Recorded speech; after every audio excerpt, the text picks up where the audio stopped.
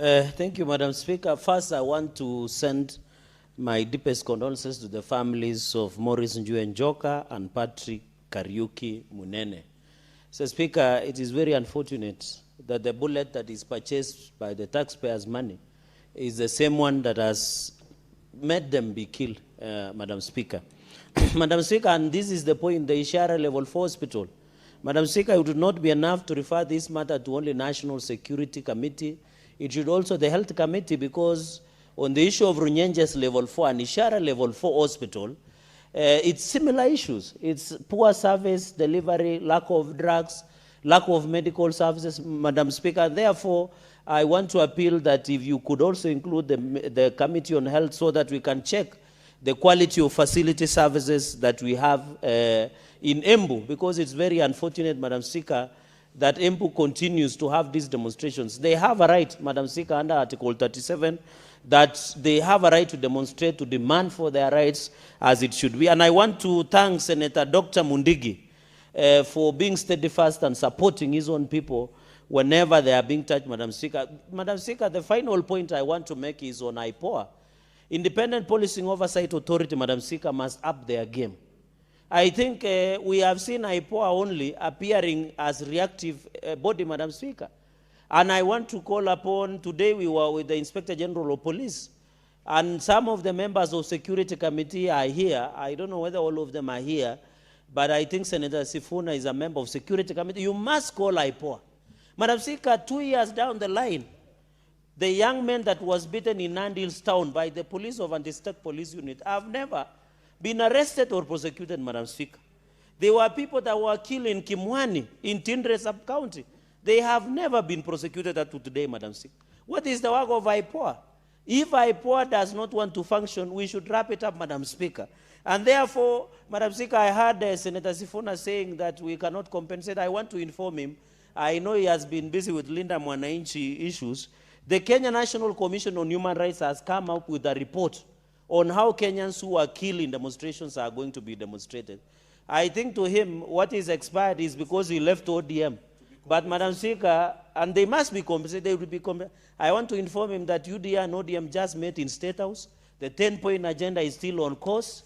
I think he should now preoccupy himself with Linda Mwananchi issues, and we'll see if we will do it in Vihiga and Kisumu, Madam Speaker. But the point I'm trying to make, this 10-point agenda should be implemented fully. And we have agreed, Madam Speaker, that a combination, what is the least that we can do? Madam Speaker, therefore I support this statement, and if there are men enough, waende Vihiga na Kisumu. What is your point of order?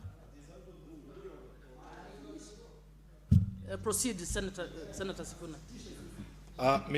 Madam Speaker, you know I am not one to fret because somebody is asking whether I am man enough.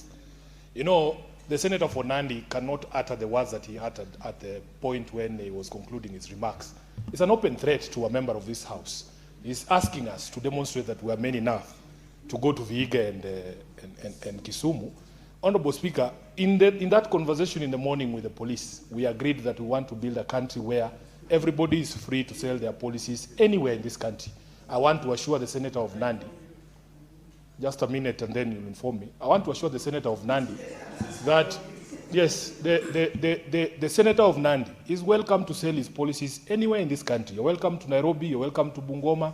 We will never threaten you because from your stature alone, we don't need to ask you whether you're man enough. We know. So, Honorable Speaker, you must ask him to expunge that from the record of this House. That is not the politics we want to practice, especially because he's a young man. These are things that we should allow older people in politics to perpetuate. But as a young generation, and there are students sitting here, the example that we must set as a new generation is that I should be able to come to Nandi and say one term and live peacefully.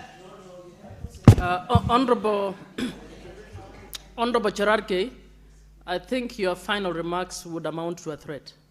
When you say that if you're man enough, let's see whether you'll have a meeting in Vihiga or Kisumu, is unfortunate, particularly now that we are, as a country, trying to deal with the issue of Gunism. So I would say, please, get those remarks withdrawn so that we don't look like we are among those leaders who actually... Yeah. Senator Kavindu, I am the one on the chair. Madam Speaker, as I withdraw, you should withdraw the word one term. Because if I withdraw that statement, the one term, you should Senator withdraw one term, Cherargei, you will Madam not Speaker. give me conditions on how. Please withdraw. Madam Speaker, Please, as I kindly. withdraw, you should also withdraw one term. Because we are in two terms, Madam Speaker, including the Speaker. We are in two terms. Senator Cherargei, you have not withdrawn. I have withdrawn, Madam Speaker. Thank you very much. Yes. Senator Okech, you're next.